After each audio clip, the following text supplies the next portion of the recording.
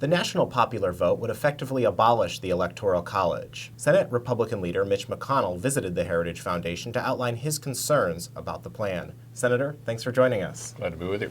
You said this is one of the stories that is not getting the attention that it deserves. Tell us why you're so concerned about the national popular vote and why it may be unconstitutional. Well, they have a good soundbite, those who want to change the Constitution by not changing the Constitution. By the way, they're trying to do it with an interstate compact. They say with a candidate for president who has the most votes ought to win, and for most people that sounds like a pretty good explanation. The problem is achieving finality without error in a national vote count in a contested election is impossible. Right now, we have 50 separate elections. You get an outcome in each election. That gives you the electoral votes. You count up the electoral votes, and it's over before time to swear in the new president. Imagine a situation where every single vote in every single precinct in America was fed into a national count. You'd have endless litigation in every close election, and about 3 or 4 times a century, we have really tight national popular vote elections. We wouldn't be able to know who is going to be in the White House by January 20th, the time the Constitution prescribes for swearing in the new president. There's a reason why we've stuck with the Electoral College for 235 years. The reason is other efforts have been made to amend it, and the way that you amend the Constitution, they have all failed because it's a bad idea. You've called the Keystone XL project a great example of a shovel-ready project that would create jobs. What steps can you take to put pressure on the Obama administration to get this project moving forward?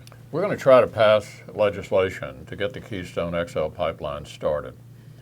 For your viewers who are not familiar with it, it's a pipeline from Canada down through the central part of the United States to carry energy to us, as opposed to China.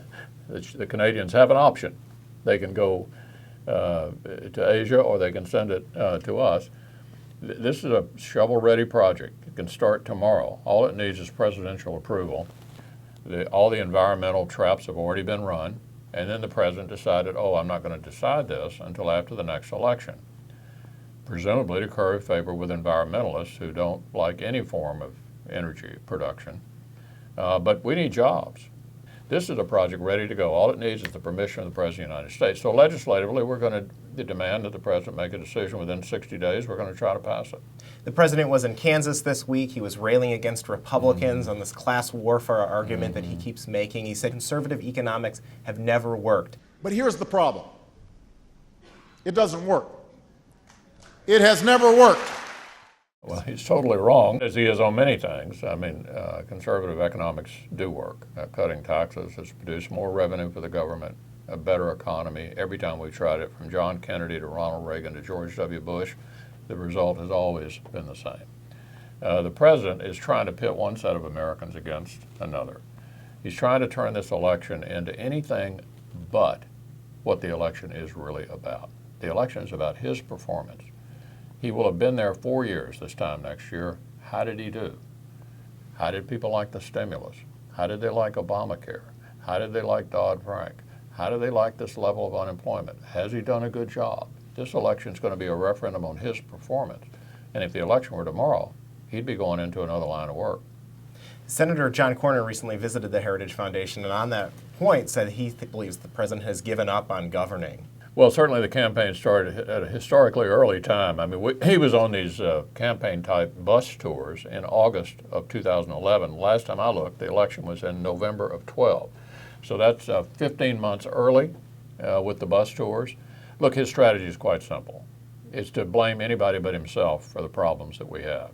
Among the culprits that have been listed, the tsunami in Japan, the debt crisis in Europe, and of course the Republicans in Congress and rich people in Wall Street. In other words, anybody but me. My view is he'll have a hard time convincing America that he deserves 4 more years of this. There's nothing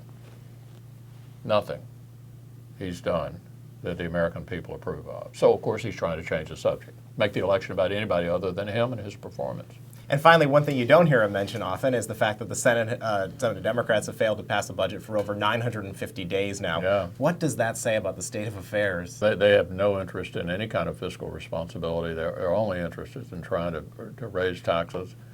It's stunning. 3 years now that we have, under a Democratic-controlled Senate, we have no budget passed at all. And it's the height of irresponsibility. The American people are going to have to decide next year. In a democracy, the people get to decide whether they want to continue this kind of mismanagement and lack of results.